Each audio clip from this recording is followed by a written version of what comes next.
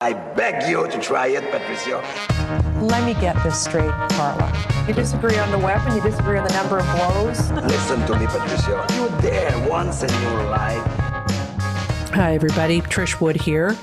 And this is the Trish Wood is Critical podcast, a podcast about critical thinking, which is something we should all be doing just about every minute of every day on every topic, because they are lying to us about many things. As you heard in last week's show, which was kind of preparation for this week's show, we're going to be doing a deep dive into the Trump-Russia collusion, hoax, whatever we're calling it, today with the person who's written the most comprehensive media criticism of that episode ever. It's astonishing. And he wrote it in the very mainstream Columbia Journalism Review. I believe it's 4 parts. It's called The Press versus the President, and you should read it. I'm going to be putting it in a Substack with a link at some point in the next couple of days, but it's really worth reading. He completely forensically dissects how the media got wrong the same story over a period of about 3 or 4 years. Not only got it wrong, but the New York Times won a Pulitzer or 2 for it. So how does that happen? How do you write a story about an event that didn't happen? And then how do you win a Pulitzer Prize for it? I don't know. But we're going to try and figure that out today. So last week, I was talking about some of the epic fails that we've seen and exposing how ridiculous some of the reporting on this and other subjects has been too. Obviously, COVID as well. The reporting on COVID is a nightmare. And maybe Jeff will do the same treatment on COVID reporting at some point. But I don't tell you these stories so that you just know that media makes a lot of mistakes because they seem to be driven by something like ideology, groupthink, whatever. But it's also because when they are reporting things that aren't true and doing it kind of simultaneously, they're creating a fake world for us. They're creating a false reality, which is very, very unsettling, isn't it? Didn't we certainly see that around COVID-19? All of this death and destruction everywhere, everybody's going to die, children will die, and most of that hysterical reporting was nonsense.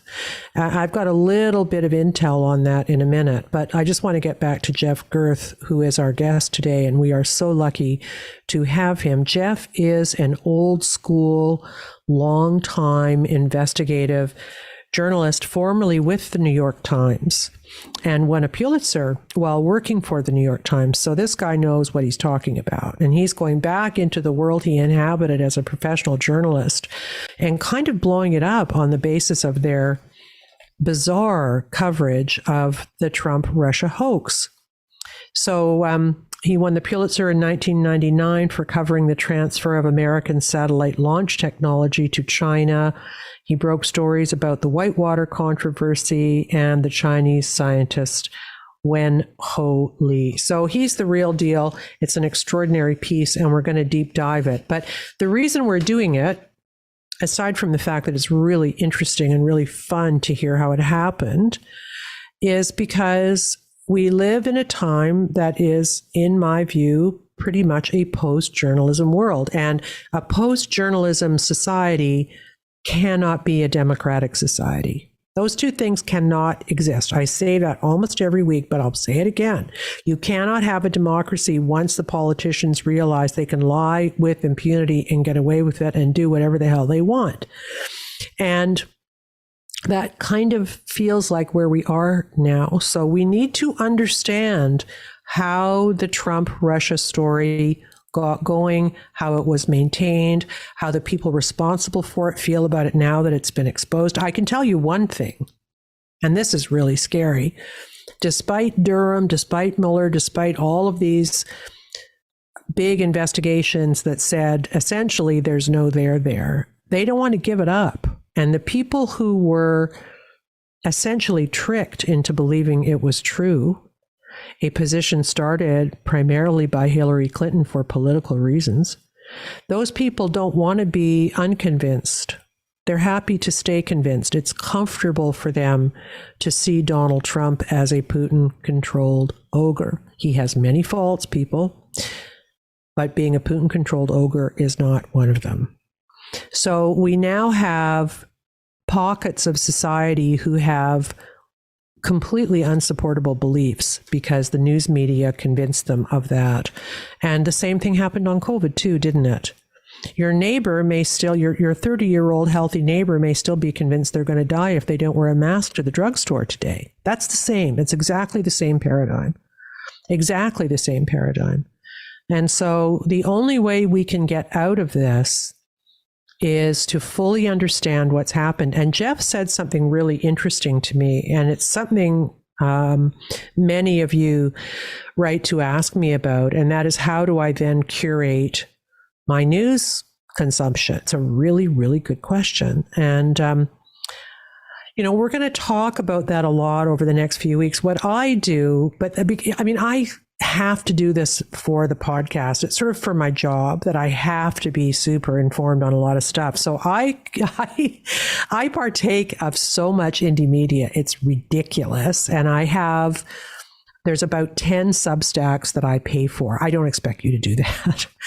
But I do it because there are people I really want to read. Matt Taibbi and Eugippius, and Karen Hunt is another, and Jessica Rose is another. Cy Hirsch is another. There are many people from many different aspects of what's happening right now whose Substacks I never miss. But that's a lot of work and probably a lot of money for people. So I would say to choose Glenn Greenwald's a good one. I like to say we're a good one too. And then, read a mainstream newspaper as well, because the New York Times isn't a complete write-off. They mostly are, but they still do some coverage on some things, usually things that aren't particularly partisan, involving COVID or climate. What's left? Broadway. I don't know. Are they covering Broadway well? But there are still some good people there. And Jeff actually was contacted by people at the New York Times over what he wrote about this terrible story that they kind of invented. I don't know if they know they invented it. I don't know. I can't get to the bottom of the psychology behind this, how it actually happened. But Jeff and I do spend some time kicking that around. So, and then I'm going to do my pitch, but then we're going to talk just about another little piece of journalism that is so interesting right now. You heard it on my show right when it was happening, and then later when I interviewed Dr. Joseph Freeman, and that is what Michael Sanger is calling in his Substack, this is worth reading, people, the Great COVID Ventilator Death Cover-Up. This is a huge, huge story. And I've known it. Many people have known it. We know that those ventilators killed people, especially in New York. That huge burst of death in New York with the refrigerator trucks and the Potter's Field burials and all of that hysteria. Remember when Andrew Cuomo was a big hero and was sending infected people back into long-term care to cause death? I mean, it was just a ridiculous time, covered breathlessly by the media, who were absolutely irresponsible in not asking any hard questions. They were begging Trump for ventilators. We don't have enough ventilators. We need more ventilators. What was happening, people were coming into the hospitals there. One in particular, I think it was called Elmhurst or something, or Elm Grove or something, primarily aging African-American people who had some of them were having a really bad time with COVID for a bunch of kind of comorbidity type reasons, obesity and other things. And they were putting them all on vents. And 90% of the people who went on ventilators died.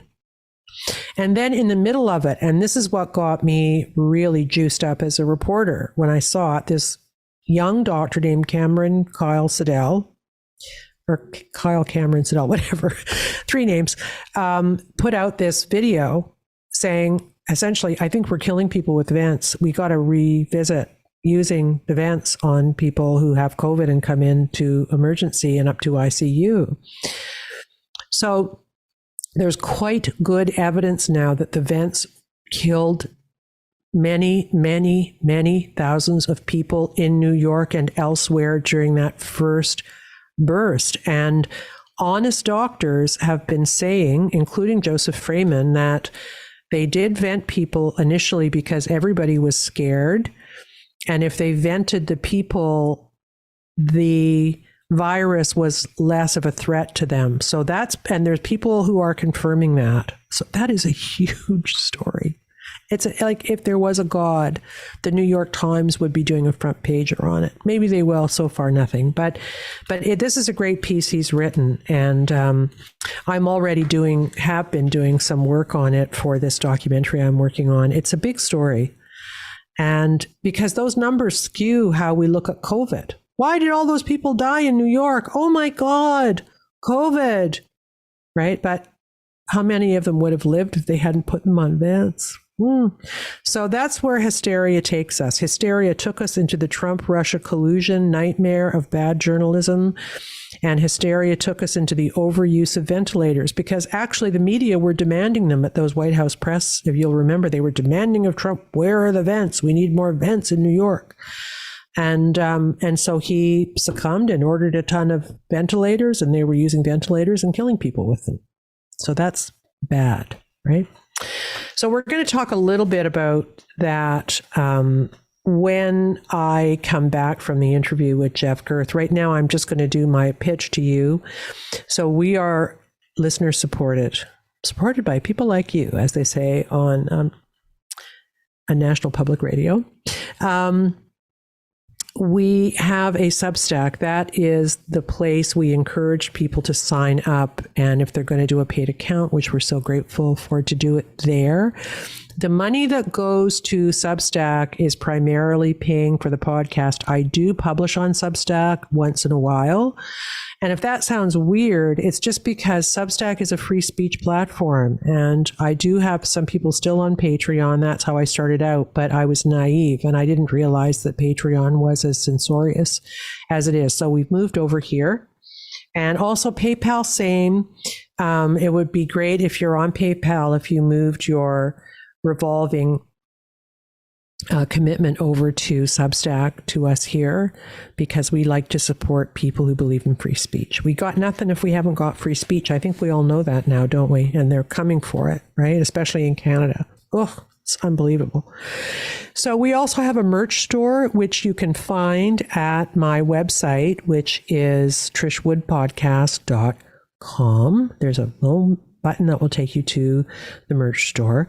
I'm on Twitter at Wood Reporting. I'm also on Instagram. So you can find me in those places. And you can find this podcast. Obviously, you're listening to it, you know where to find it, but people do ask a lot. It's on not whatever platform you listen to it. It's on a ton of other platforms too. You can tell your friends. And we would be grateful if you like this show to tell your friends about it, because that's how we grow. And we're growing very nicely, and I'm so grateful for that. So let's move into the interview with Jeff Gerth, who is a former New York Times investigative journalist, Pulitzer Prize winning, who has written a piece for The Ages, one of the best pieces, I think, written in the last 10 years. It was him and Jacob Siegel wrote a really good piece too for Tablet. But these two will stand as pieces that really describe what went wrong during this time in history. And by the way, he's very critical of COVID coverage too. So this guy's sharp, and he's got a good eye for when the media is acting like a pack of wolves going down the wrong path instead of asking sensible and critical questions about what they're reporting on. So like, for instance, why would you keep using a source who's giving you bad information that turns out to be wrong? Why would you do that? Well, it sounds like you might have an agenda, or you're really dumb and shouldn't be a reporter. So we do talk about that too. Here's my interview with Jeff Gerth about the piece he wrote called The Press versus the President. And it was carried in the Columbia Journalism Review. Very brave guy. Does it okay, because there's something I think wrong in the internal settings. I'm going to have to get an audio guy to come in and take a look at it. The volume bar on the internal settings, right, where you go to system preferences to click on which one you want to use, is at full volume, and I can't get it to go down. And I was just wondering, because I hear sometimes a bit of distortion in my tapes. And I'm just wondering if that's what it is, if I'm being over-modulated.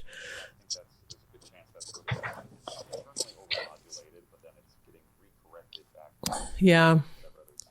And it won't, the thing won't slide. It won't move.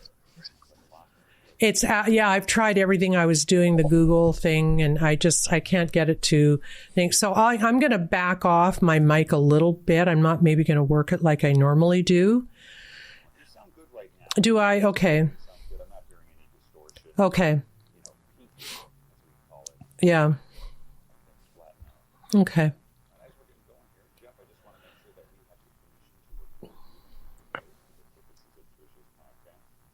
You do? Okay. Okay. Hi, Jeff. How are you? I'm fine. And how are you, Trish? Well, I'm doing great. I'm a little bit enraged after reading your tour de force about the coverage of Trump, Russia hoax, Russia collusion, whatever we're calling it these days. It's just, it's well, obviously a massive investigational undertaking, but it's such a condemnation of the media, isn't it? Yeah, it wasn't fun to see the results as I engaged in a lengthy report. But, you know, my history as a reporter is to just lay out what you find and put it out there and let people come to their own conclusions. And, you know, it speaks for itself. Yeah, I guess for me, the question is, and obviously I'm going to get granular in a minute, but I'm wondering if you've pondered the reason that this happened, right? I mean, everybody says, you know, there was a conspiracy in the media. I don't think the media was conspiring. I just think something else went very wrong. And I'm wondering if you have figured out what that is.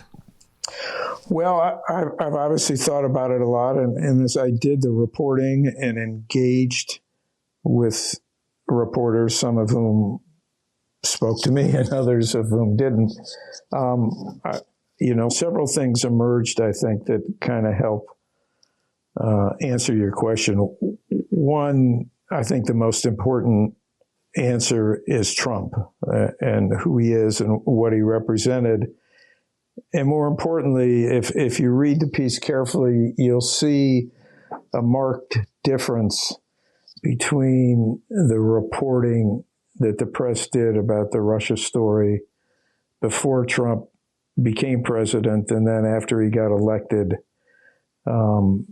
It changed. And in fact, I quoted in my piece the former and final public editor of the New York Times, Liz Spade, saying that the paper had two different standards. Before the election, they were appropriately skeptical of the subject, and that after Trump became president, the standard shifted and the skepticism disappeared. So I think the media clearly, as well as most of America, didn't expect Trump to win. And then once he did, there was this sort of collective shock and, in many cases, guilt, because obviously the media, to some extent, as in most major stories, has a role to play. And they gave Trump a lot of attention, and some media executives later came to regret it, thinking that they may have helped him get elected, et cetera. So I think Trump himself, his unique sort of character, what he stood for, how he operated, the whole gestalt around him, was a very dominant factor in what happened here. And at one point in time, I think it was in the summer of 2016, one of the New York Times reporters, Jim Rutenberg, publicly wrote and asked the question whether the Trump was going to create a new set of standards and circumstances for reporting. I think the answer to his question is yes, it did, as Liz Spade articulated to me. So the first and foremost exhibit in my answer to your question is Trump. I also think, and I pointed this out in the piece, that the media ecosystem in the United States has been changing over the last number of years, mostly because of the internet and also just because of some of the financial circumstances. So again, to take the New York Times as an example, when Trump took office, 42% of the revenue of the New York Times came from print subscriptions. Today, it's less than 10%, and the revenue gap that created by the print drop has been picked up by digital subscriptions. So now the New York Times has a huge, almost 10 million digital subscription base. And that exploded before Trump became president. It was less than 1 million. And the digital subscription base exploded under Trump. And as I pointed out in my piece, I got access to some of the internal marketing information at the New York Times. And when people subscribe digitally, they ask them, well, why are you subscribing to the New York Times? And the answer almost inevitably was, again, this would be in the early years of the Trump presidency, Trump, we hate Trump, go get Trump, et cetera. So as a result of that, the audience of the New York Times and other news organizations became increasingly one-dimensional. And so there's sort of a symbiotic relationship that arises in the sense that your largest source of revenue and your readers are almost universally anti-Trump. And so to continue having those people click on you and view you and subscribe to you, it becomes more profitable to write the kind of stories they want, and they wanted, the paper to go after Trump. So I'd say that was, another major factor in sort of the change in the media landscape and the way the media went about reporting. Call me old school, but I would say that if you're reporting on somebody that people don't like, you have perhaps an even greater responsibility to be careful and objective in what you're reporting. And what I don't get about the idea that they were going after Trump because maybe they legitimately thought there was, I don't know how caught up in the he's going to hit the nuclear button story or whatever was being said at the time, but there's it seems to me there was plenty of stuff they could have been reporting on that was actually true. Yeah, right? Well, it's funny you say that. So, of course, in the piece, I do talk about some things that did go mitigate against the sort of prevailing collusion narrative that either got ignored or got downplayed. And, in the case of the New York Times, again, for example, when one of the texts came out by Peter Strzok, the former FBI official who was in charge of the Russia investigation, he had written a text, 10 months into the investigation saying there's no big there. And the New York Times never published it, even though it became public in January of 2018. I did have a former New York Times reporter say to me, we should have published it. And the Times explanation that they gave to me just was hard to fathom. I mean, as I recall it was something to the effect of, well, we investigated this and it didn't meet our standards or something like that. So again, I'm an old-fashioned reporter like you are, and when I was at the New York Times, and I was there almost 30 years, you published things that were you knew to be true and accurate and were relevant to the story. And it's hard to believe that the New York Times, didn't publish the communication from Peter Strzok. It was a matter of public record. He was the head of the investigation. Other publications did publish it, though some didn't make much of it.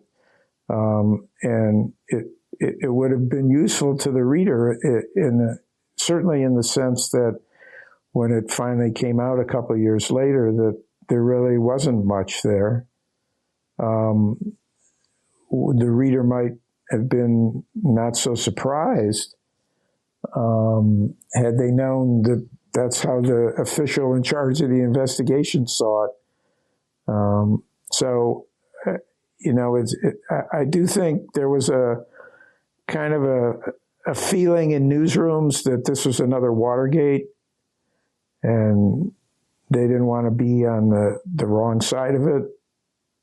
So I think that's one of the explanations for why the reporting was so kind of one-sided or heated or excessive or whatever you want to call it. Florid, yeah, okay. But see, this is interesting. I wonder if you've thought about the cultural differences, because, we both worked in newsrooms and they're populated by different kinds of people, but typically somewhat similar in certain ways. And few of them are like Trump, a kind of a bombastic, crude, occasionally vulgar guy who's got, golden toilet seats or whatever. Like, I think most people in newsrooms are people who probably don't have too many friends like that. And I'm wondering if that was part of the problem, that it culturally prevented them from reporting on him fairly once there was a little bit of blood in the water. I would say certainly the demographics of newsrooms are fairly, monolithic in the sense of sort of educational, political outlook. I'm not talking sort of racially or economically, but just, most newsrooms are populated with people who've gone to college and have a certain world outlook, et cetera. And interestingly, I did a piece for the Columbia Journalism Review in 2017 about the New York Times, and one of the findings was how the paper had missed what was going on in the country during the 2016 election, and how they didn't they anticipated Hillary winning. They had, a whole special section of the paper prepared. And in fact, a couple days before the election, the chief polling person at the New York Times, a guy named Nate Cohn, did a story that said Trump actually had a viable path to electoral victory in the election. And the paper sort of hit it. If you went to the homepage of the New York Times those days before the election, where there are 40 or so pieces, you couldn't find it. And I later, when I found out about it and interviewed the editor of the New York Times, then the editor, Dean Baquet, he admitted to me that they had made a mistake. So by not, playing up more the piece that actually said that Trump had a path to victory. So I think, most of the country, so I don't want to single out the New York Times because it's pretty true throughout the country. I think people tend to live in their own kind of silos, and, the phrase flyover country, a lot of people missed what was going on. I mean, I have to say, from my own perspective, I grew up in Ohio, and a couple of weeks before the election, in 2016, I went to visit my mother, who was in a nursing home. And I took her, this is outside Cleveland, and I took her for a ride into the countryside. And before long, I saw sign after sign saying, "I'm a deplorable." And of course, that was a pickup on Hillary Clinton's famous remarks about most of Trump supporters being deplorable. And I remember coming back from Ohio and telling my wife, I said, I think Trump's going to win Ohio because, having spent time in Ohio and understanding it very well, I could sense that there was kind of a hidden sentiment and undertow out there for Trump. But, most of the media kind of missed what was going on because they're, holed up in their silos in New York or Washington or whatever. And that was something that I thought was kind of worth unraveling. And I did back in 2017 for the review. Yeah, I think it's really smart because I think if I had to make a sort of a general criticism of media, I mean, I do it quite a lot, but I think one of the main failings then, meaning in 2016 and onward and now, is this kind of siloization, if I can put it that way, between people in the kind of journalism elite managerial class and the flyover people, as you put it. I think that they're more and more segregated now culturally and financially and in many, many other ways. And I get the sense, especially from the Trump reporting, that very little effort went into understanding why Trump was elected. She started it, Hillary started it by demonizing everybody. They're racist, they're homophobic, they're deplorable. So I didn't see a lot of stories that really tried to understand what the attraction was. Aside, like, people would occasionally write something like this exotic safari into, Trump land or MAGA land, and it was usually quite condescending. But I don't think they really understood what the appeal was. And that's when I started becoming, it was this whole scenario that made me started getting really, really nervous about where media was going, that they didn't feel the need to actually champion the underdog like they used to. Yeah, well, I think that's right. And I think there were some people at the New York Times in 2016 who did want to go out into the Midwest or Maine or places like that, but the editors weren't interested. And, the coverage, the Times actually sort of admitted their coverage had been bereft and lacking in 2016, and they just didn't get out and understand what was going on. And I'm not sure they've done a great job of correcting it. It seems to me today that the coverage is still fairly siloed, and the phenomenon that came up vis-a-vis the Russia story is repeating itself with sort of the Hunter Biden story and things related to it, where presently the media that pay the most attention to the Hunter Biden story tend to be on the right, and the rest of the mainstream media it doesn't pay as much attention to it. And I don't know where it's going to wind up, so we'll see who's given the most appropriate coverage or not. But it repeats itself, and I did write in the Columbia Journalism Review piece about the coverage of Hunter Biden's laptop in 2020 in the weeks before the election. And you did see, again, a tendency of the mainstream press to either ignore it or minimize it or suggest it was Russian disinformation. And the New York Post, which broke the story, was kind of ignored or attacked. Well, we can't have the media picking the president. This is not a good. This is not a good thing. They may want to, but they can't do it. I want to just follow up on something you said, and that is, it's kind of in a sense, like Trump Russia became a business model. And I'm thinking specifically of Rachel Maddow, whose show was essentially for a number of years that, and talking about that and trying to prove that and asserting things about that. And you know, in the olden days, if you were really wrong about things forever, you got fired and you were kind of run out of the business. But she, you know, she wanted to work less. They've given her a 3 or 4 day week and doubled her salary or something. I mean, I guess as long as it sells and it's making money for MSNBC or whatever their metric is, it was successful. This is galling to me. I mean, has anybody been fired over this?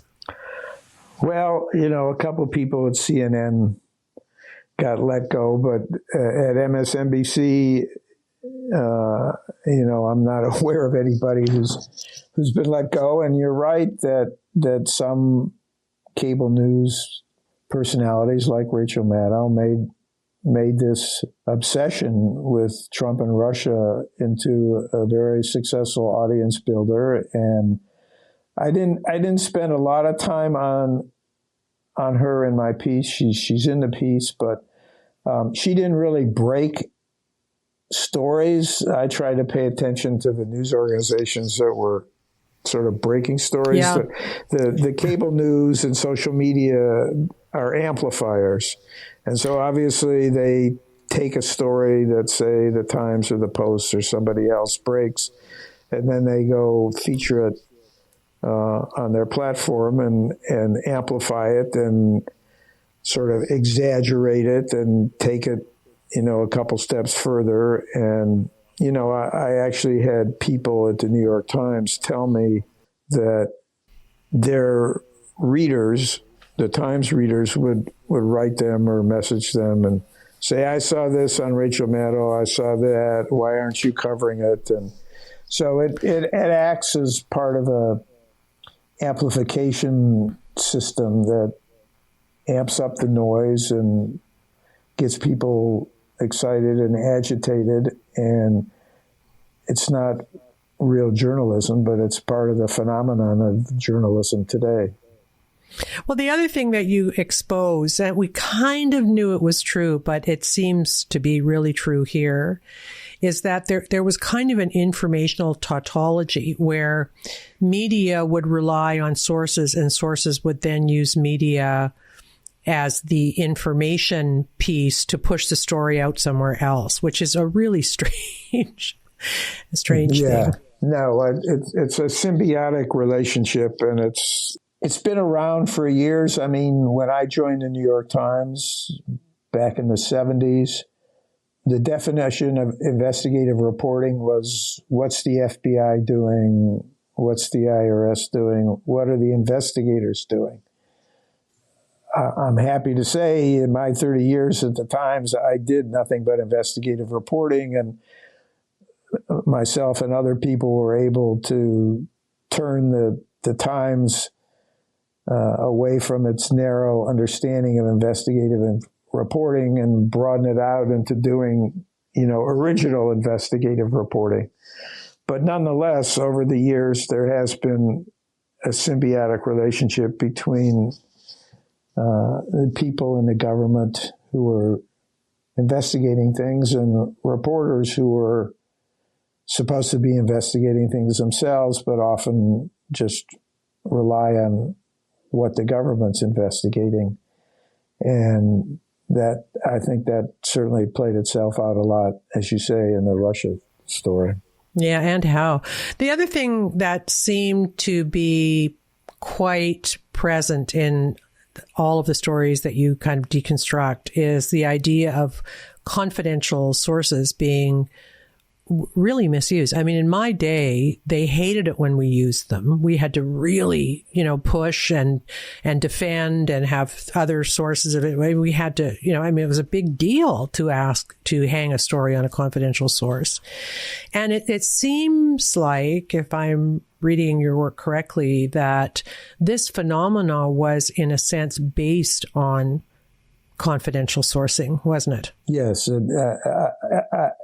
You're right obviously reporters have historically used anonymous sources, myself included, but they were infrequent, and you had to really justify their use. And it's rampant now. As I pointed out in the piece, the New York Times used the construct person familiar with or people familiar with over 1,000 times in connection just with Trump Russia. And the other thing that's troubling, and I pointed this out in my piece, was the way the definition of sources has become sloppy and vague. So therefore, you could say somebody's a government official or an intelligence official, and the normal reader or viewer would think, oh, that's somebody in the CIA or somebody in law enforcement. But it actually turns out to be somebody in Congress, a partisan. And I did, in my piece, get someone from the FBI who had been the former chief spokesman for the FBI to describe for me how it works. And ironically, he didn't want to go on the record. And I told him, look, I'm trying to, elucidate what goes on and try to explain the abuse of anonymous sources. And I need you to go on the record. And I was able to convince him to do it. And what he described to me was how the FBI would go up to Congress and brief them on, say, a sensitive matter and give them the whole story, the good, the bad, the ugly. And then it would get selectively leaked by people in Congress, and they would only put out the facts that fit their narrative and not things that might mitigate it or contradict it. And then they'd be described as a government official. And so therefore, the reader or viewer had no idea that it was some partisan Democrat or Republican who's leaking the information and giving you, a very narrow, if not misleading, version of events. We discussed on last week's show, in the kind of run up to having this interview with you today, some of the questions around it. I played some tape for my listeners to hear. One of them was the Robbie Mook interview with Jake Tapper on the night of the Democratic convention, when the emails had dropped and Hillary was in trouble because it seemed like, in fact, the DNC had kind of rigged it in her favor against Bernie. And you can see Robbie Mook seeding the Russia narrative in that interview. I mean, it's actually a breathtaking thing to behold when you know what we know now. Yes. I was thinking, you little shit. I mean, pardon my language, but it was such a manipulative and scary thing to behold. And, Jake Tapper was like, well, do you have evidence for that? Well, we have experts. I guess the experts were CrowdStrike or something. I don't know. But it was a very shocking thing to watch, knowing what we know now. Right. Yeah. Well, I quote from the Robbie Mook's interview in my piece. And, one thing I wanted to say, Trish, that's in my piece that's been sort of glossed over and people haven't made anything of it, but I wanted to highlight it. When Trump announced that he was running for office, he had that grandiose descent of the staircase at his Trump Tower in New York. And then he went off on, his usual off the top of his head spiel. And the next day, the press all focused on the inflammatory remarks he made about Mexicans coming across the border and this, that, and the other. But so I went back and watched his remarks and read the transcript and discovered that he actually brought up Russia the very first day he threw his hat in the ring. And what did he say? Well, what he had to say about Russia was something very negative, that they were a problem, and we needed to do something about their nuclear weapons and Putin and this and that. And then 2 days later, he went on Fox News to the Hannity show, and Russia came up in some way, and he was asked if he knew Putin, and he said he did. And then Hannity said, well, can you tell us more about your contact with him? And Trump said, no, I can't go into it. So, of course, that was a lie. He never met Putin. He didn't know Putin. So, think about this for a second here. If Trump really was some sort of, conspirator in bed with Russia, would he lie about knowing Putin? I mean, the first thing he'd want to do is try and minimize your knowledge of Putin. Instead, he exaggerated it. And I think it's pretty obvious why he did it. Here's a businessman running for office, and he's going to be in charge of the, most powerful nation in the world, and he has no foreign policy experience. So he's trying to say, because he had a beauty pageant in Moscow, several years earlier, that was his foreign policy experience. And, he got to see Putin. And so, therefore, he's burnishing his non-existent foreign policy credentials.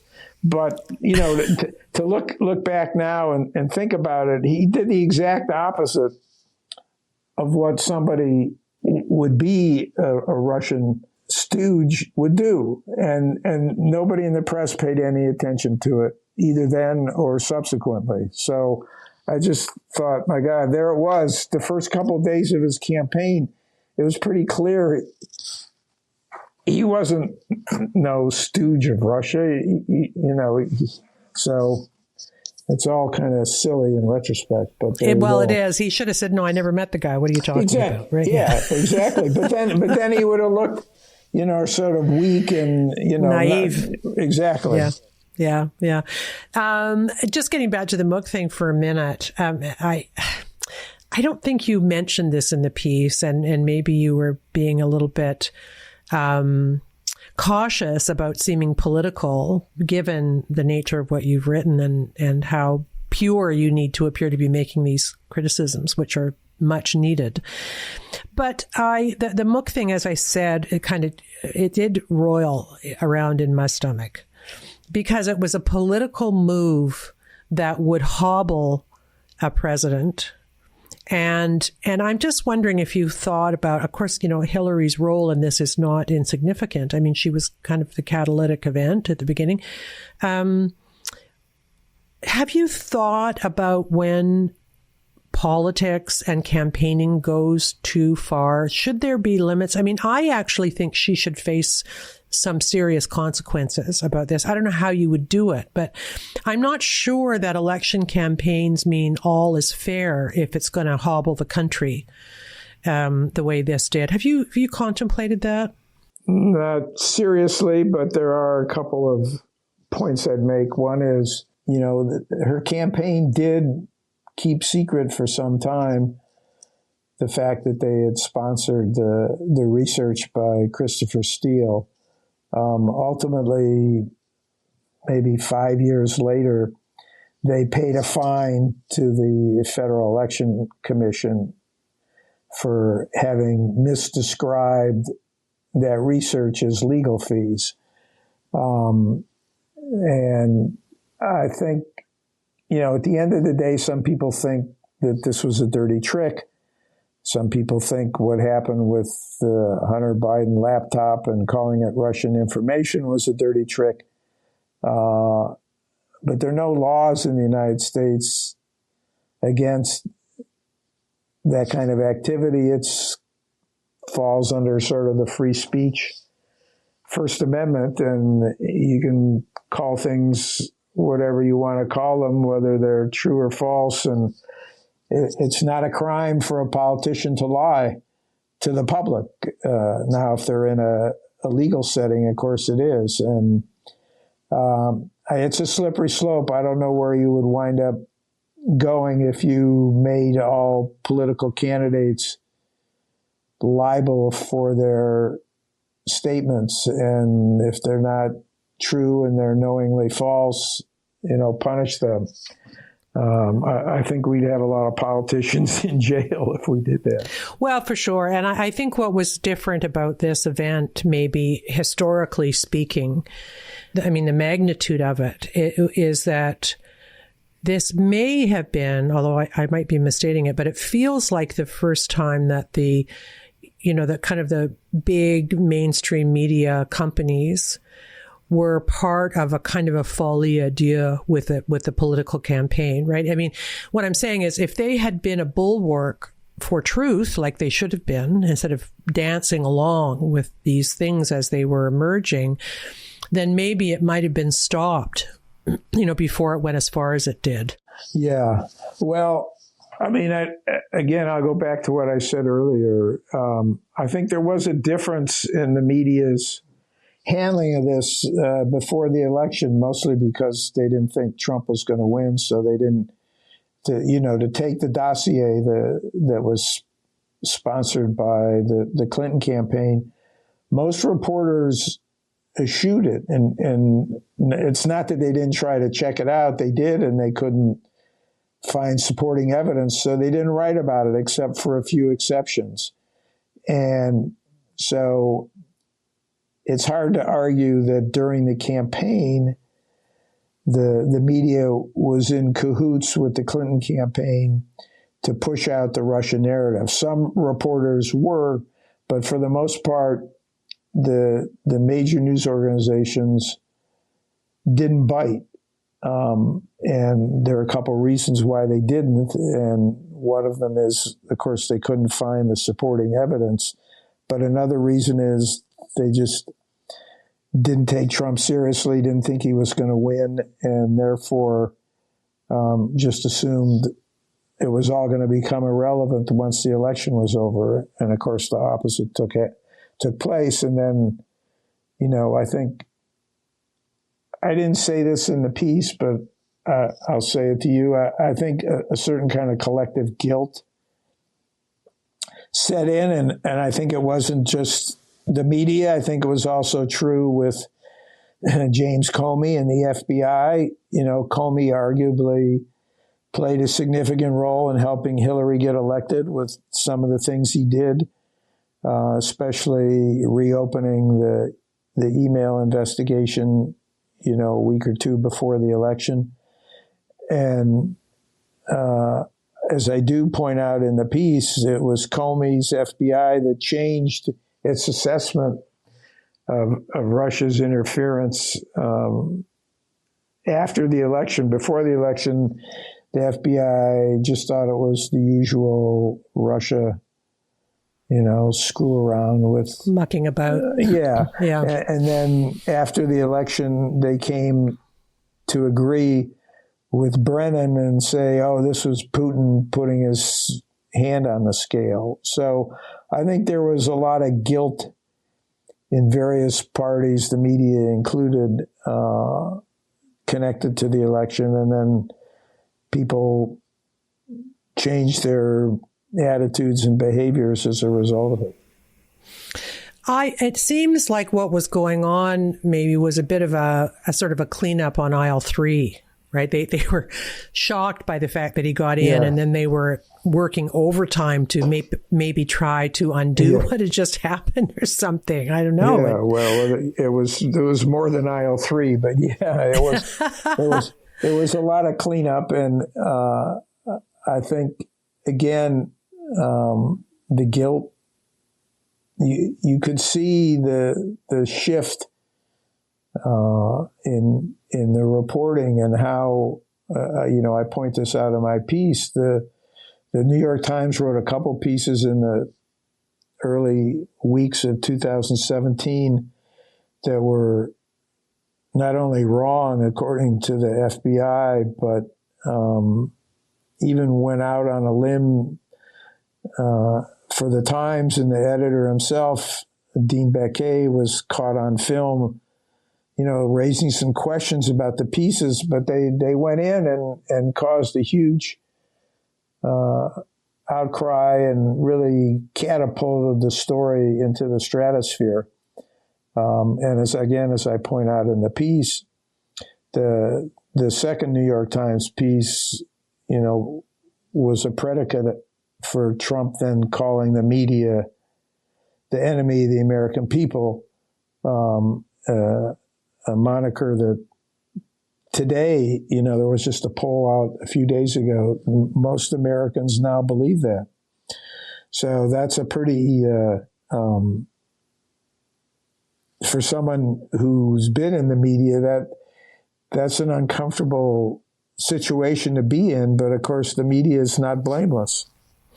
Well, I probably dislike the media more than you because in a sense, I was a science reporter too, and I think the coverage of COVID has been just absolutely ghastly, and it's not that much of a different paradigm, right? It's fear driven. No, it isn't. Right? Look, I'll tell you something quite interesting about the coverage of COVID in the New York Times. In the early months of 2020, when COVID was emerging, the Times, in articles and in headlines and in photo captions, would call it the China virus or the Wuhan virus or the Chinese virus. Then in March, Trump said, we need to call this the China virus. I remember that. Right. And so, of course, then it became racist. Yeah, I know. So what did the New York Times do? They went back and deleted the references that they themselves had made to the China virus or the Wuhan virus. Did they? Oh, so if I tried to do a search for that, did you screenshot that, Jeff? Well, no, I was able to recover it through Nexus. Okay, I might ask you to send it to me, so I've got it for my collection. But yeah, so I think that something was unleashed. I think it also, I'm hearing from J schools that, things are being taught through a social justice lens, which means you make kind of decide who's right before you go in. And, so I'm really confused about where all of it's going. And we do talk a lot about it on the show. I think it's quite frightening, but I think for me, the most frightening thing about Trump, just to say, is what I alluded to before, which is that there doesn't seem to be a lot of understanding on behalf of media elites why people would want to vote for a guy like this. So I think that's very dangerous. Remember, maybe back in your day too, probably you were like me. My investigative reporting was frequently informed by the fact that I was sticking up for the little guy, a coal miner, or, we liked those people back then. We didn't think that they were sort of terrible, racist, awful people. And that, I think, is one of the scary things that's changed, is how, elite media treats people who are not in the same social class. Trump, in some ways, is his own worst enemy. And so yes, he is. Yep. He steps in it quite frequently. And, but I do think, the point you make about the people who support him, the more he gets attacked, the more they seem, the more diehard supporters of his, the more they seem to rally around him, because they feel like he's become a victim just like they have. And, I have to say, I interviewed Trump a couple times. I found him amazingly insecure. And for someone who had been, rich and famous and the most powerful person in the world, I'll leave it to the psychologist to try and figure out what it's all about. But it's complicated, and it's his Achilles heel, I think. I do. I think he had a kind of a reasonably pure vision coming in, but he surrounded himself by kind of crazy people, and he seems to be a bad judge of people, and he's got I think he's very vulnerable to flattery too, which is a bad. Well, he is. Well, he's also big on loyalty, and so well, look at Rudy Giuliani with the at the end there, people said he was drinking very heavily and not really in any shape to be doing much lawyering at all, and yet Trump stuck with him, didn't he? Yeah. Well, so I interviewed Bill Barr a number of times for my piece. And when I originally interviewed Barr, he was still on reasonably good terms with Trump and even offered to try and maybe help me get an interview with Trump. And by the time I was done with the story, Barr and Trump, as they are today, are mortal enemies. And Trump has a very thin skin when it comes to loyalty. And obviously, if you say anything that he doesn't like and he thinks it's, treasonous of you, you're gone. And he does have as I was going to say, when he interviewed me, he would repeatedly ask my affirmation for things. Like he'd say, Comey, that was the most important thing I did as the president, right? Do you think that was a good thing to do? And, I'm not going to answer his question for him, so I would, deflect. But he would repeatedly want to ask me those kind of things. I mean, the very first thing he said to me when I sat down with him, he said, "So you worked at the New York Times?" I said, "Yes, I did. I'm not there anymore." He said, "Well, they wouldn't have you back there again now anyways, would they?" And so, again, I'm not going to engage with him in his questions, but he's constantly seeking affirmation, and I guess that's part of his insecurity. I don't know. Yeah, he must be exhausting to work for. I can't imagine. Just a little detail. Were you at Mar-a-Lago with him? Did you get to see the palace? No, I interviewed him at Bedminster. The golf club. Yeah. Okay. Yeah, which is a palace in and of itself. And while I was waiting for the interview, I walked around the facilities, and there are incredible pictures of him adorning the walls and covers of magazines and this and that. And then I don't know if you've seen this famous rendition of a painting where he's sitting at a table surrounded by Nixon and Ford and Lincoln and Bush and all the other Republican presidents. It's really hilarious. Yeah, I have not seen that. No, I have not. I took a photo of it. I'll send it to you. Oh, would you? I'd love that. Yeah, thank you.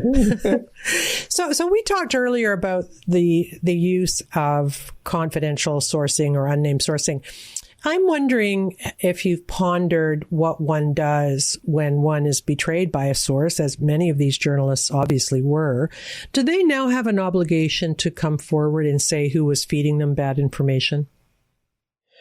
That's a good question. When I was at the paper, there was an unwritten rule that if somebody said X to you as an anonymous source and then publicly rebuked it or renounced it and said why, you had an obligation to out them. But what you're describing is a situation where people said bad things to you but never said anything publicly to contradict it. And so it's just bad information you got. And I think the first prescription would be to go back. If I had a source who gave me bad information, I'd go back to them and say, why? Why did you do this? What was your basis? And there could be a variety of explanations, some innocent and some not. Yeah. Well, I got it from this and they turned out to be wrong, or it's in a document, but we later learned this, or they may not have an explanation. And at some point, at a minimum, it feels like a reporter, this would be how I would have operated in this kind of situation, is that's it. I'm not using you as a source anymore. You're not reliable. Yeah, absolutely. Absolutely. And moreover, I'm going to tell my colleagues, or I'm going to tell an editor. So, because these days, if you use an anonymous source in a story, some editor high up needs to know. And so therefore, there needs to be a clearinghouse, if you will, in which top editors have a little dossier and they say, okay, this person's proved reliable in the past. This person has a mixed record. This person we're not going to use because they've proved to be unreliable more than once. And that would be, if I were an editor, that's how I would handle that kind of situation. But I don't think there's that kind of a formality process. And as a result, the anonymous sourcing is abused, and there's a lot of bad information that shows up based on anonymous sources, and there's very little impetus. There are very few checks and balances against the press. As I mentioned, the Times and the Post used to have public editors. They've been gone for years. The press has a pretty free rein in American society. It's not very accountable. There's no mechanism. If you go to the store and buy a product and it's no good, you can take it back. Or it might come with a warranty, or you can replace it. But if bad journalism, there's no warranty that comes with it. All you can do is cancel your subscription. And I'm not saying the press doesn't deserve a lot of unfettered freedom in society, because that's the way American society is structured. The press is considered like the fourth estate, like a branch of government. But it's not very accountable, and to the extent that it makes mistakes and loses the trust of the American people, it shakes the foundations of the democracy, and it's a problem. I couldn't agree with you more. And I think what has happened, particularly with the partisanship of media now, that especially in television, Democrats don't go on Fox and Republicans don't go on CNN. It's very rare. They're preaching to two different audiences, and ne'er the twain shall meet. And what that means is that politicians know they can absolutely blatantly lie.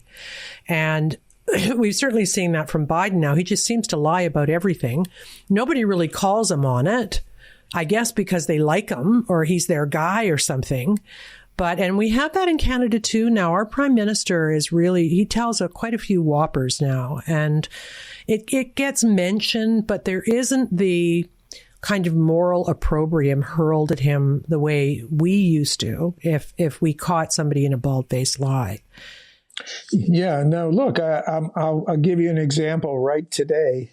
You had Matt Taibbi on your show, and, Matt got in a situation with the IRS here. There's a column today in the Wall Street Journal about what happened with him and the FBI. Now, the rest of the mainstream media hasn't touched this story. It's been out for several days.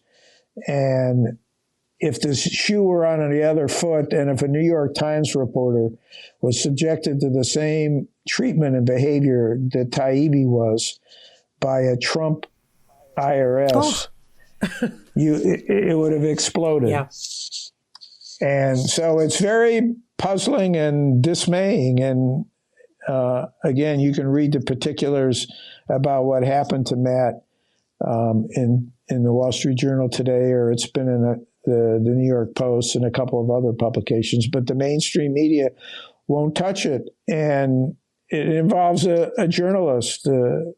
Well, they don't like him. They don't like him. No, they don't. And it's really interesting that because Matt and obviously Glenn Greenwald and others, I think Michael Schellenberger is terrific. There's a lot of really great indie media people writing on Substack now.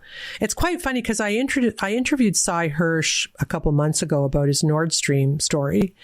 And I said, did you even think about taking this to the New York Times? And he said, I wouldn't.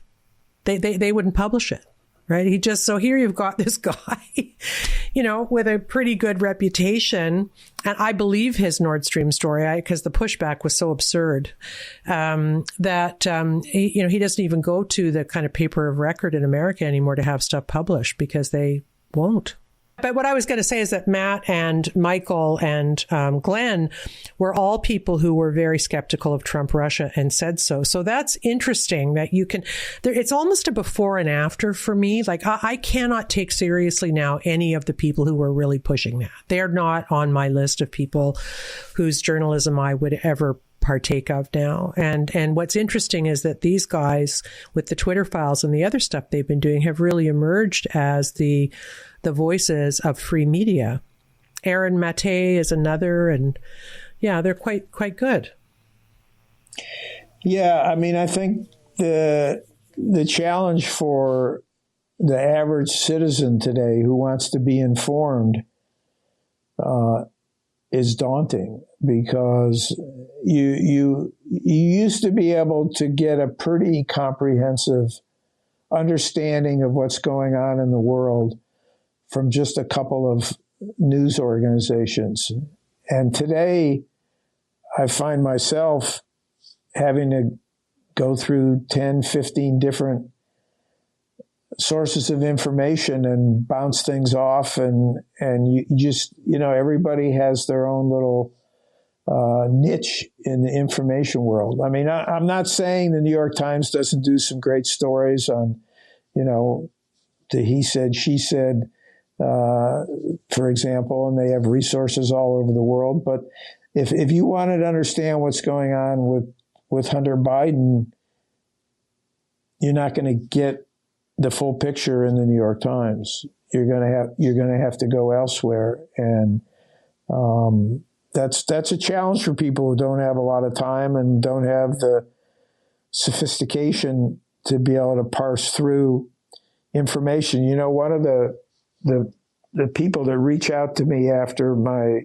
pieces in the Columbia Journalism Review was someone from a giant multi-trillion-dollar investment fund who wanted me to help his senior management decode the media and understand how to read the media. And that's pretty astonishing from, such a sophisticated piece of society that people are having trouble navigating the media ecosystem.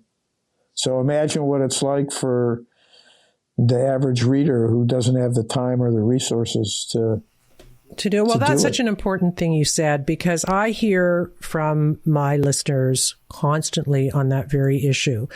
And I think people do feel daunted. They don't know where to go, how to do it.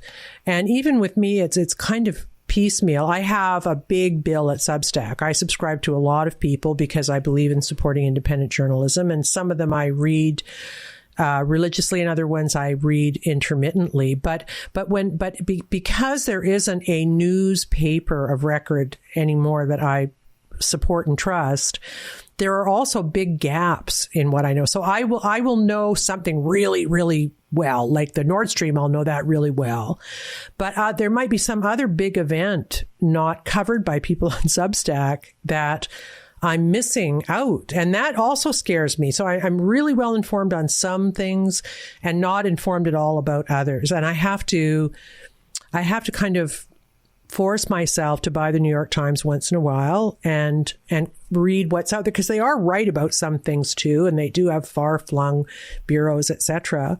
But I don't feel like I am well versed in that sense the way I was before this happened. Sure. Well, you need to go back to one of your favorite subjects, COVID. This is another one of my pet peeves. The news media has an excessive reliance on, quote, experts. And first of all, sometimes they just say experts say, and then they don't even tell you who their experts are. And then other times they will cite an expert. But one thing that they never do, and this is, again, sort of sticks in me, is they don't give you a track record. So, okay, whether it's economics or science or whatever, what's somebody's track record? Why do they deserve to be called an expert? What have they gotten right? What have they gotten wrong? Let us know why you consider them an expert and why you keep using them. And, it's clear now, as you're probably more aware of than I am, that the experts early on about COVID didn't have it all exactly right. And it was an evolving challenge for everybody. And there needed to be more skepticism. And absolutely. And that's one of the lessons you learn. And don't get misled by the excessive use of experts, especially if they don't, help you understand why they think they're so expert. But it wasn't, COVID was interesting because it was in a sense a similar paradigm to Trump, that there was a narrative led by people, and I hate to say it, but it was a lefty narrative, right? They hated Trump. Fauci and Birx and the people kind of leading the charge, going into very, very onerous public health policy without having the data. And believe me, the data was gettable then. They even had the fraction wrong about the infection fatality rate, which I'm actually doing a film about right now. Yeah, no. Well, they knew pretty early on, Trish, that the disease was really very focused in its most deadly impact on older people. That data was available pretty... Totally. It came from China, but it also came from the Diamond Princess. And that's just, everybody knew it. So these two major things, right? The infection fatality rate, they got wrong because they didn't have the bottom of the fraction in which to make, they were saying 3.4%, which is it's ridiculous. Right. And then the age stratification thing was also, wrong. And if you mentioned any of those things early on, you were a bad person who wanted Granny to die and who don't clutter the issue with facts, they said. And on it went, for 3 years, with various dissidents coming out and saying, well, wait a minute, and then being absolutely smeared. So this is a new journalistic paradigm of narrative set by people we like, and we do what we can to support that narrative and find some moral comfort in the fact that we're doing it. And I think that's very, very dangerous. Let me ask you a question about the anonymous sources. Did you figure out who they were? Have you come to some understanding of who was feeding the information? I was able, in my piece, to name some of the anonymous sources that the Times had at the FBI. But I wasn't able to my satisfaction and my editor's satisfaction, name some other sources. I have my suspicions, but it's a pretty narrow universe of suspects. Yeah. Is everything Clapper? Well, Are they all I put Adam Schiff in the list of suspects as well. Yeah. Remember now, of course, he gets to be described, or his staff get to be described as an intelligence official. Wow. That's an enduring mystery, and I'm afraid we'll probably never get the answer to it, because those kinds of relationships, they go to their grave, and maybe, we'll never find out. And that's too bad, because whoever the anonymous sources were, they played a pretty instrumental role in a huge matter of importance to American society. Well, and how boneheaded to think that a political partisan is going to be. It's just like journalism 101. Honestly, why wouldn't they be more skeptical? Let me ask you this about there are certain white hats, black hats in this story, and Peter Strzok always struck me as a bad actor. But in your piece, there are some things that he said and did that suggest that maybe he wasn't as he has been portrayed. Have I got that right? Was he less of a bad guy in this? Peter Strzok? Yeah. Look, I tried to, he did speak to me. Originally, I spent a long time with him off the record, and I finally got him to go on the record and say some things. Look, so for example, let's take the opening of the Crossfire Hurricane, the name of the code name of the FBI investigation that started the whole thing. He insists to me X, and then I write what the actual electronic communication that he wrote says. And it's funny, I was literally just reading this morning before we started this, the Durham report, and there's some criticism by a senior FBI official of how that Crossfire Hurricane opening memo was written by Peter Strzok. He claims to me that it really wasn't an investigation into the Trump campaign. But if you read it, and it's quoted at length in my piece, and people can read it and draw their own conclusion, you could come to the conclusion that's what it was. And so I gave him his opportunity as a journalist to say what he said. And then I gave the reader the opportunity to read what it is he wrote. And, you know, you can come to your own conclusion. I mean, he did make a mistake in his book, which the Durham report points out. I didn't get into this in my piece, about claiming that Trump's remarks at Doral about Russia, if you're listening, you know, blah, blah, blah, blah. Yeah. Remember but that took place after he opened the investigation. He claims in his book that was one of the reasons he opened the investigation, and he's admitted that that was a mistake.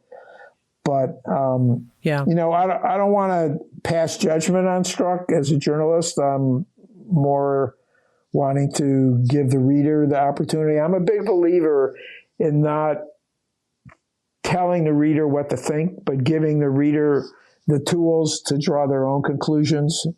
And so I think a reader can read my piece and come to their own conclusion about Strzok. And so that's kind of my old school journalism approach to things. Well, that's good. So let me ask you this. First of all, how did you convince the Columbia Journalism Review to allow you to do this? It seems like such a revolutionary act. They got a lot of flack for it. And, you know, it is kind of the establishment only sort of journalism review around. And the Columbia Journalism School, which it's part of, is, again, part of the journalistic establishment. And to answer your question, I did a piece for them, you know, 6 years ago about the New York Times. There's actually two pieces. They were very happy with it, the editor. And, you know, several years later, after the Mueller report came out, I had lunch with the editor. I happened to be in New York, actually, for the birth of my first grandson.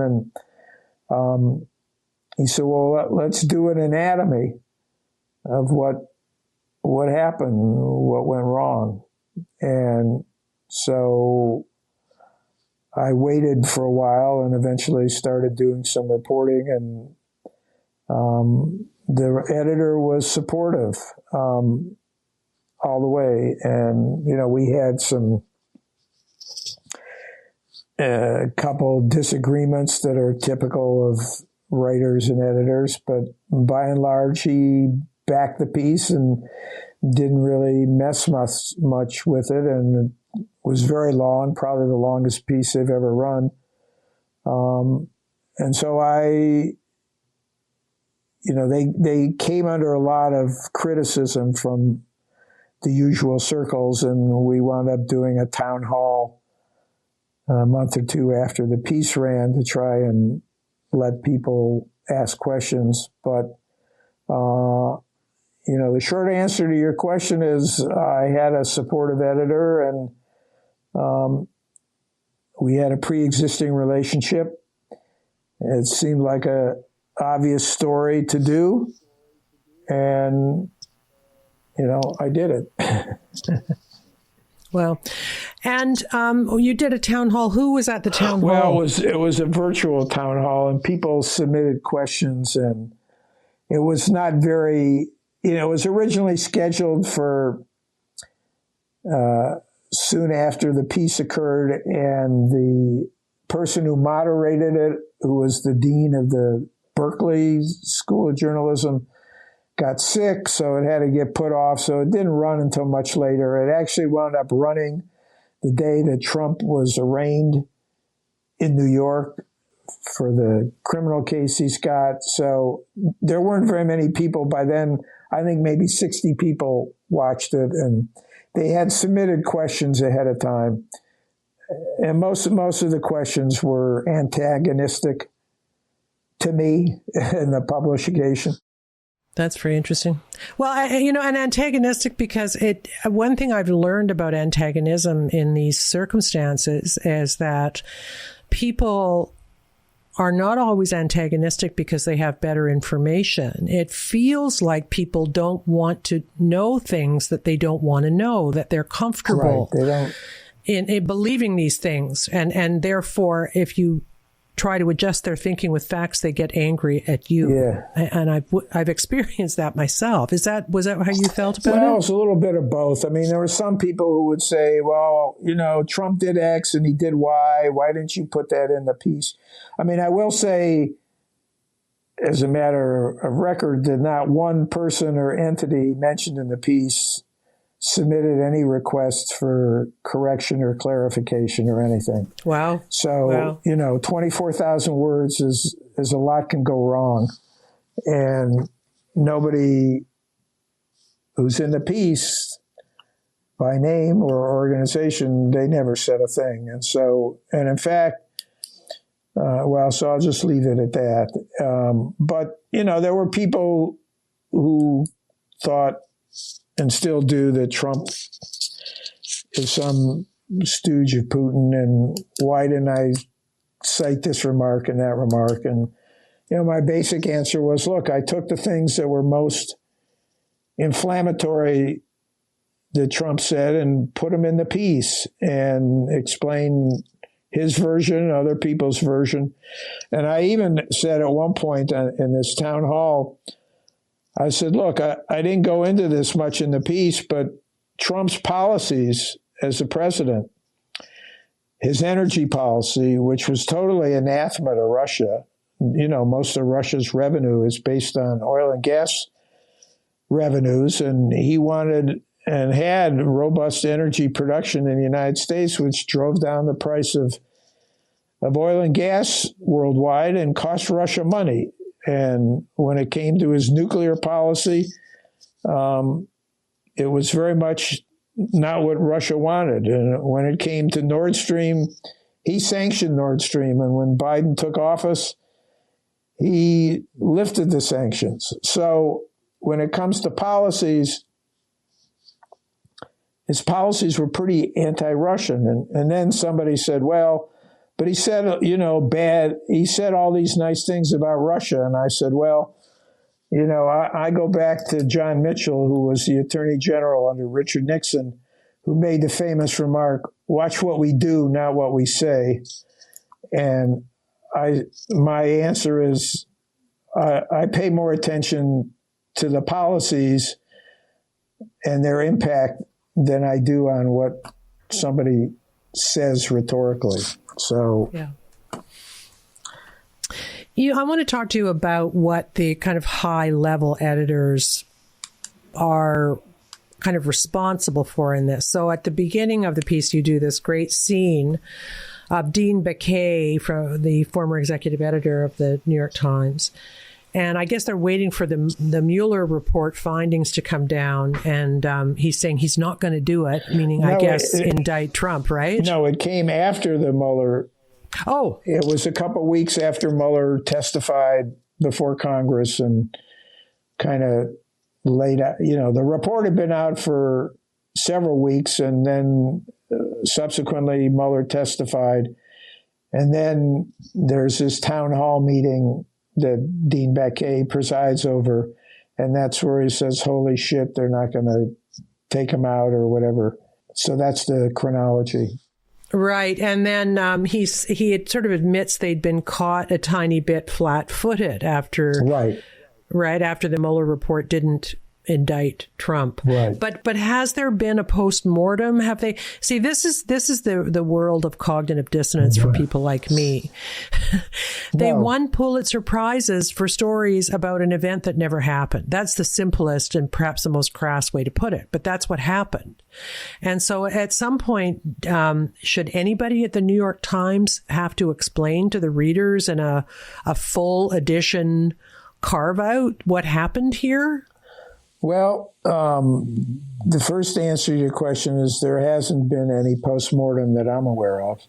Wow. At the Times. The Post did a little bit of postmortem in connection with a couple pieces that they then retracted parts of that related to the dossier. Matt Taibbi and others have said there should have been a postmortem like there was after the Iraq war coverage. Of course. I was actually at the New York Times and was involved in some of the postmortem.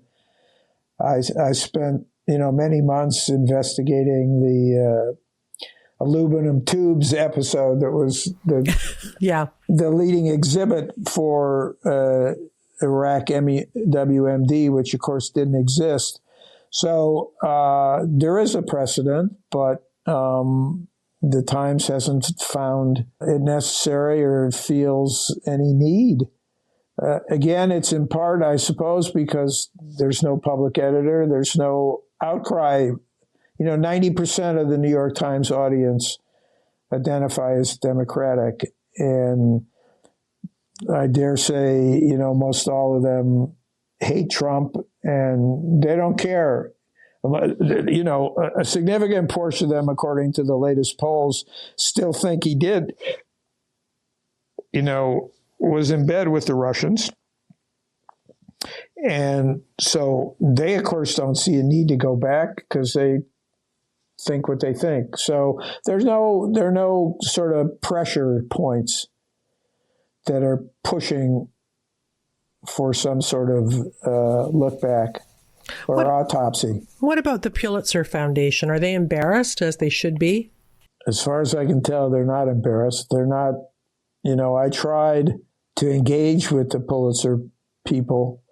It's an awkward situation because the Pulitzers are administered by Columbia University, and the Columbia Journalism Review is... Yikes. It's all, it's all in the same pot. And I engaged with the administrator of the Pulitzers and tried to get some background information about some of the submissions, and they didn't provide me any information. And as you know, they commissioned 2 journalists to investigate the awarding of the prizes back in 2018, but they didn't identify who they were or publish the results. They just published like a 1 or 2 paragraph summary or extract. So there are people who think that's not very transparent, and I would have liked to have been able to put in my piece who were the journalists who did it, so there could be,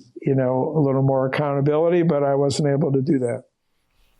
So is it your sense that they've learned nothing from this? Or I guess maybe the better way to put it is it your sense that they've learned that you can behave completely irresponsibly journalistically as long as you're behaving that way around a person that your readership hates? I'm talking about the New York Times specifically. Yeah. Well, I don't like to make sweeping generalizations. Yeah. I'm not there, so I can't get into their mindset. I mean, I know the editor of the paper, Joe Kahn, who interestingly was at another forum at the Columbia Journalism Review a couple weeks ago, and he was asked about my piece. And Joe said, I'm paraphrasing, but I have a tape of it. He said, I know Jeff Gerth. I like Jeff Gerth. I respect Jeff Gerth. I did some pieces with him, but I didn't like this piece, and I didn't like his framing of the piece.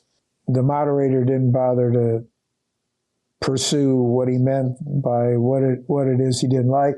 If I were the editor of the New York Times and somebody did a piece like the one I did, I wouldn't like it either. I can't answer your question, what's going on in the mindset of the New York Times and what do they think about all this and what are they going to do, if anything, about it. It's very, very interesting for me to try to put myself in that newsroom and think about the kind of discussions they were having. I mean, I remember when we were doing really hard-hitting investigative journalism on the show, which was The Fifth Estate, on a night that we had a story going to air, I didn't sleep. I was like so worried that we'd got something wrong and that I'd wake up to a lawyer's letter or some crying person saying, "Oh my God, I didn't know." Sure. Like, I was just mortified by it. It was hard on me, right? You're not a good journalist if you don't worry on the eve of a story coming out that you might have made a mistake. We're human. It's complicated stuff. You don't want to get anything wrong because if you spell somebody's name wrong, they'll then say the whole piece is wrong. And so good journalists worry. And when they make mistakes, they own up to them and they correct them. And I still think there's some good journalists at the New York Times. I know some of them. But again, I guess we'll go back to one of your first questions to try and explain it all. I think Trump is the default answer for a lot of questions these days. Yeah, he sure is. I'm just wondering if you've heard or are there people at the New York Times or the Washington Post or some of these other big orgs who were dissidents while this was going on, who were thinking this is not good? Yeah. Yes. Well, I heard from people at both organizations after the piece came out, applauded my piece and said, in essence, that they had concerns internally. And so I think there were, but they were not the dominant. It was a very pervasive feeling. Again, they thought they were in Watergate. Trump seemed to give them the evidence they thought was sufficient to make it look that way.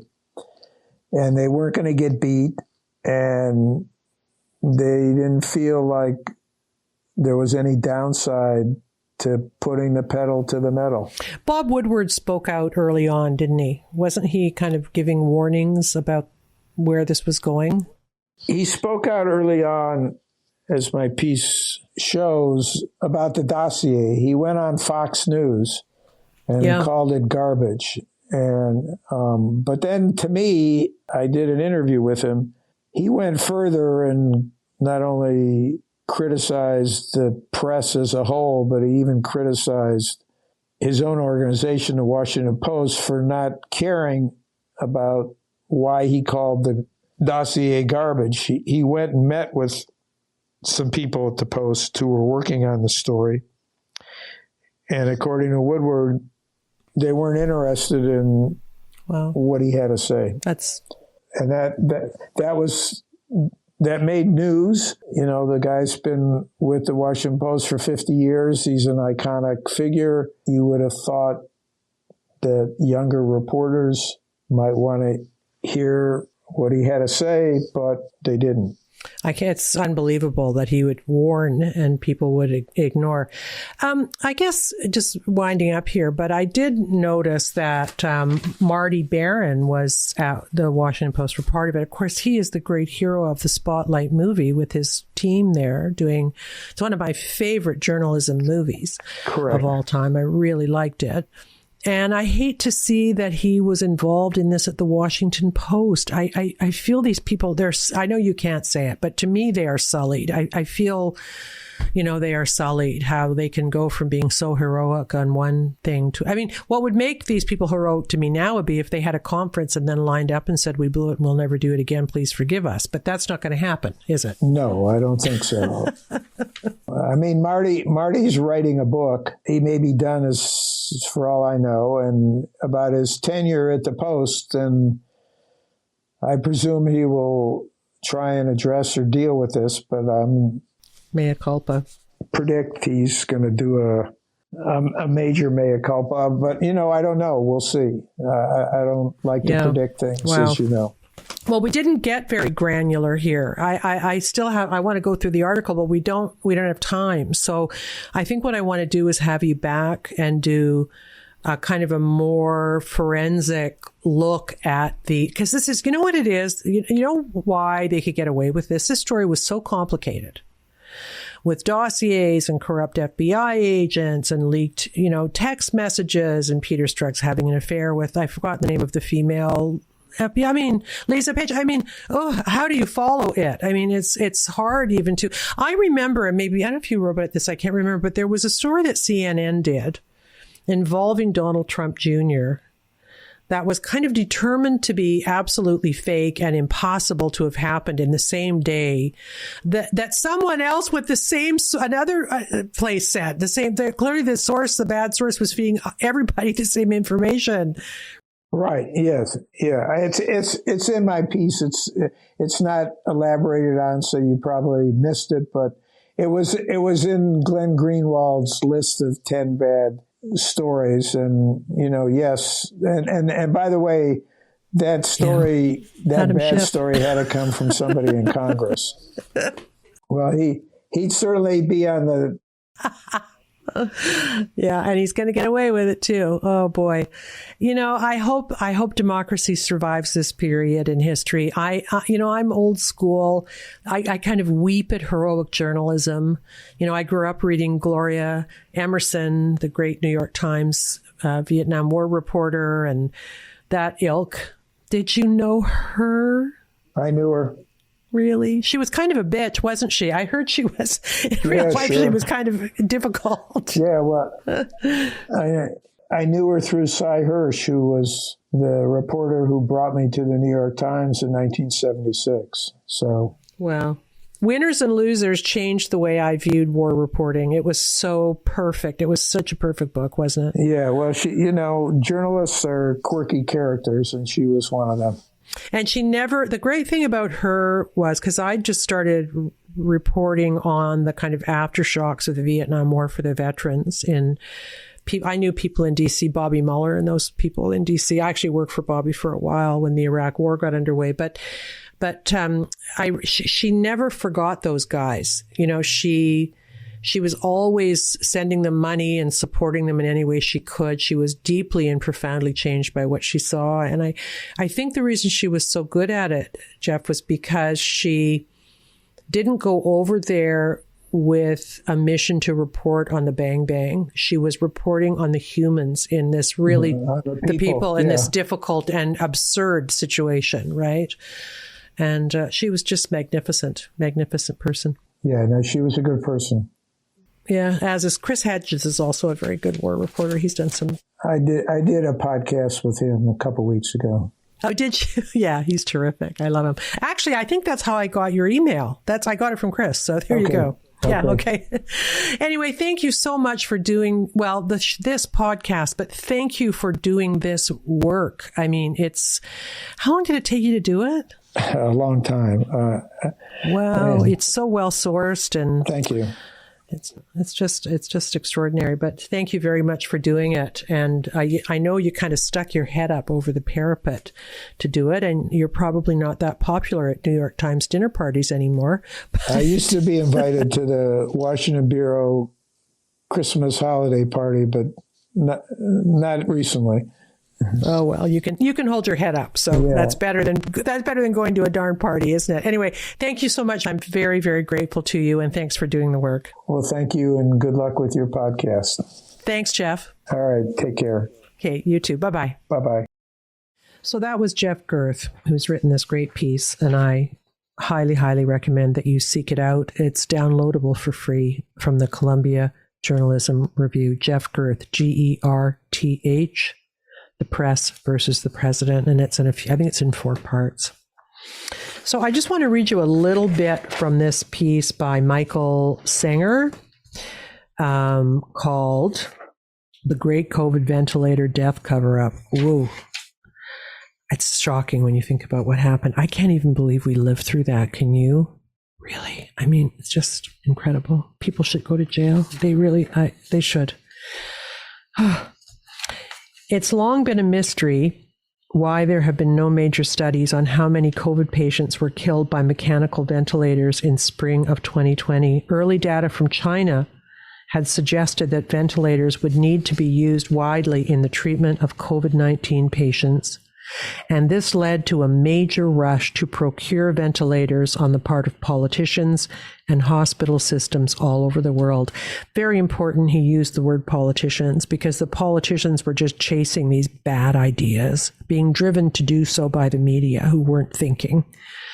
It was all politics, everyone. It was politics. A small sample of the hundreds of headlines from the period features one such as Cuomo refutes Trump, insists New York needs up to 40,000 ventilators. I remember that. New York may need 24,000 more ventilators to fight COVID-19. Here's how it could get them.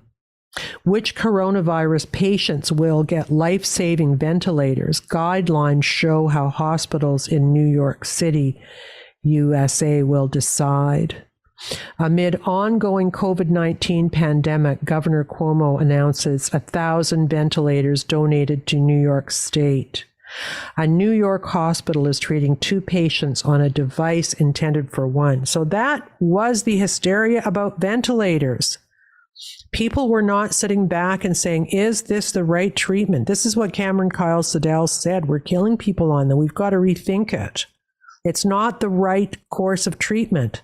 And then if you understand that these deaths were being tallied up to COVID, they died of COVID, they died of the ventilators. So all of these thousands of deaths were added to the tally in New York, which made everybody else go even more crazy in other cities as the virus settled into different places. It's just shocking. However, it soon became clear that ventilators were being vastly overused, and the medical community gradually ceased the practice of mass intubation. Dr. Cameron Kyle Siddell acted as an early whistleblower, sounding the alarm in a widely shared video. Here is what he said. We are operating under a medical paradigm that is untrue. I fear that this misguided treatment will lead to a tremendous amount of harm to a great number of people in a very short time. This method being widely adopted at this very moment at every hospital in the country is actually doing more harm than good. What a brave guy. I don't think he's ever given an interview about it either. I tried to get him. I tried to find him and it didn't happen. But the video does speak for itself. In interviews with major media outlets, several practitioners later disclosed that patients had often been put on ventilators not for their own benefit, but in order to stop the virus from spreading. As one doctor later told the Wall Street Journal, we were intubating sick patients very early, not for the patient's benefit, but in order to control the epidemic and to save other patients. That felt awful. What? That's how insane we were back then, right? Media hysteria, public health hysteria, fear, fear, fear. This is what happens when that becomes the informational paradigm. As another one told Time magazine, he says some doctors are intubating early because they fear that less intensive forms of ventilation, like high-flow nasal oxygen, can aerosolize a virus, putting healthcare workers at risk of getting sick. This is more theoretical fear than a real fear, Hill says, since there's not strong evidence that COVID-19 spreads this way, right? So what the other interesting thing about this is they were not looking at age stratification. So most of the healthcare workers dealing with COVID patients, even if they got COVID, they absolutely were not going to die. If they were healthy enough to be working in a hospital and on their feet and not obese, et cetera, the chances of them dying were super slim. So why would you risk the life of a patient to protect yourself unless you were being fed a diet of BS about age stratification and risk stratification, right? That's what was happening. This is what happens when people can't tell the truth or listen. And we know who was sounding the alarms. By the time this was happening, John Ioannidis, Jay Bhattacharya, Scott Atlas, all the people who got it right were saying, wow, we've got to really look at the age stratification here. And nobody was listening. It was all pushback, all pushback. Meanwhile, people are being killed by ventilators. The healthcare professionals got it wrong. We were going off old technologies, old assumptions. And I remember we were intubating people that probably shouldn't have been intubated. That happened. That's the thing. Probably thousands of people. The person who has written this piece for his Substack is Michael Singer, who is I believe he's a tax lawyer. I've had him on. He's terrific. And he's a very, very, very good researcher. He's great. And he's doing in this piece a story that legacy media should have done a long time ago. But here's what happens. When you are implicated in the story that you are trying to expose, you've got a problem. You're not going to write it. Media knows they failed, or they should know they failed massively on COVID, the same way that they failed on Trump, Russia collusion, whatever they're calling it, the hoax. So are they, because if they start doing this, then they'll have to look at their own hysteria, their own taking everything Fauci said as gospel, including a 3.4% infection fatality rate, which was BS, including never looking at who the virus actually was killing. Those things caused all of this, right? That's the story. That is it. So do read that. It's important. And it will help you understand why so many of us at the beginning of COVID were hair on fire, freaking out. I started my podcast in May. I didn't even know what a podcast was. I'd been a well-paid documentary director and producer. What do I do when I realize things are going sideways? I chuck my whole career and start a podcast to try to give information to people about how badly COVID was being covered and what we should be knowing about it. That sounds arrogant. I don't mean to say I was omnipotent and knowing everything. I wasn't, but I could see the thing was going way off the rails.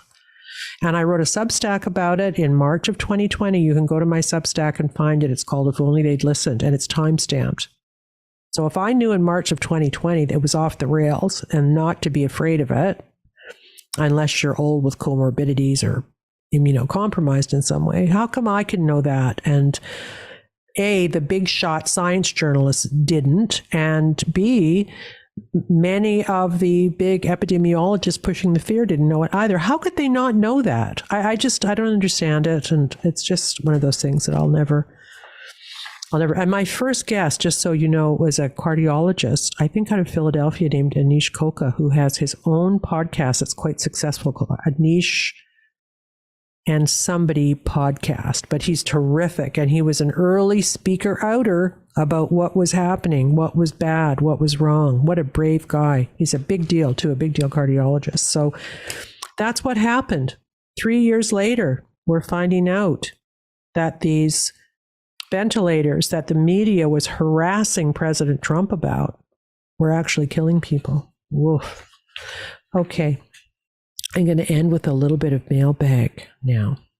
I always wonder, should I read the complimentary part of the email? I'm going to, but I'm not doing it because I'm flattering myself. I'm doing it because it's what they say. I'm just leaving it in. Okay. If you don't like this, tell me. Send me an email. Tell me to stop doing it, and I will.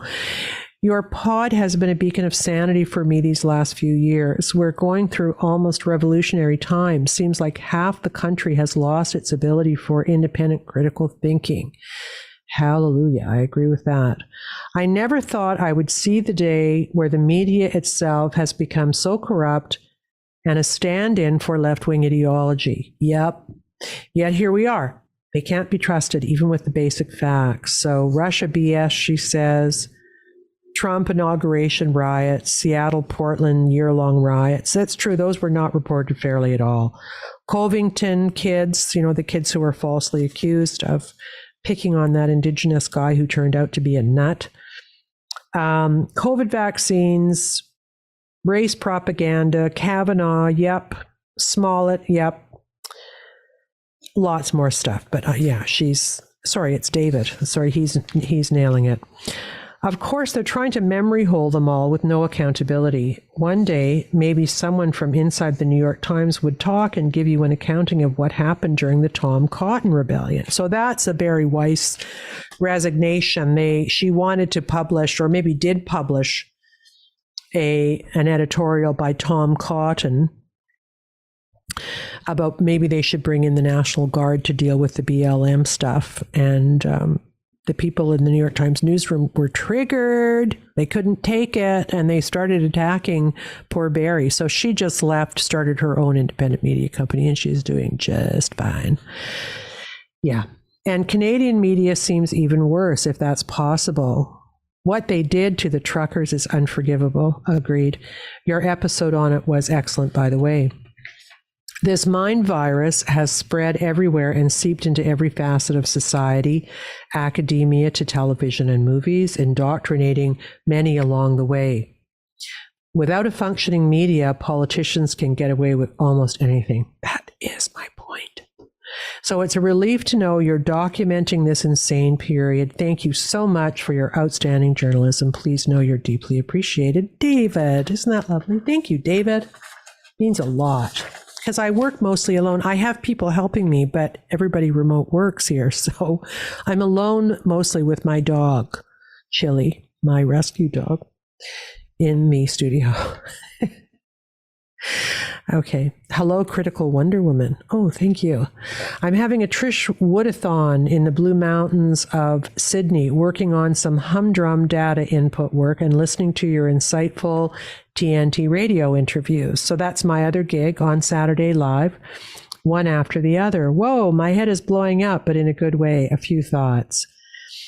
So she talks about her name is Anna. She talks about the Five Eyes clutch of despotic nations, which I now call the Five Lies, are moving in lockstep again. Heard a news report in Sydney this morning, this is Australia, about how the Five Eyes police is keeping our nation safe. What?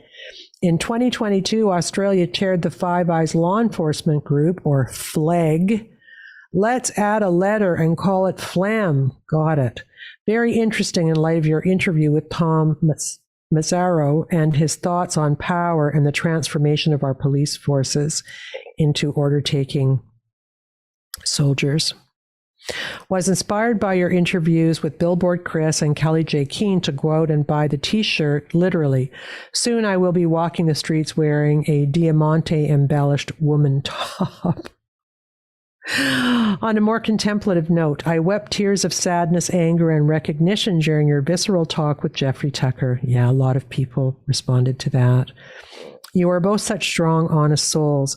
I endured the cruelty of hospitals and nursing homes locking away my parents from human contact. Oh, we will never get over that. That will never happen again, ever. We must. That's my number one voting issue right now.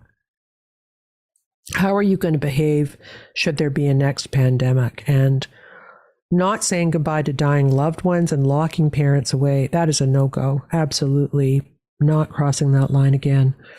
I endured the cruelty of hospitals and nursing homes locking away my parents from human contact. I will never forget how I had to run the gauntlet of security staff preventing the enlightened ones, yes, unvaxxed, from fulfilling their moral and legal right to hug their loved ones. Like others, I wear the scars of those times permanently in my heart, and to paraphrase Anne Bauer's description of her husband, we all now need to become ethical spears. Ooh, that's a good one. And she is listening to a lot of our material, so that's wonderful. I agree with everything you said. It's great. Anne was a bright light, and Jeffrey Tucker is terrific. So thank you so much. Do keep sending me emails. I love it. info@trishwoodpodcast.com. And I will leave you by saying, do seek out Jeff Gerth and Michael Sanger, who is on Substack, and read his ventilator story. It is absolutely toe curling. Stay critical. See ya.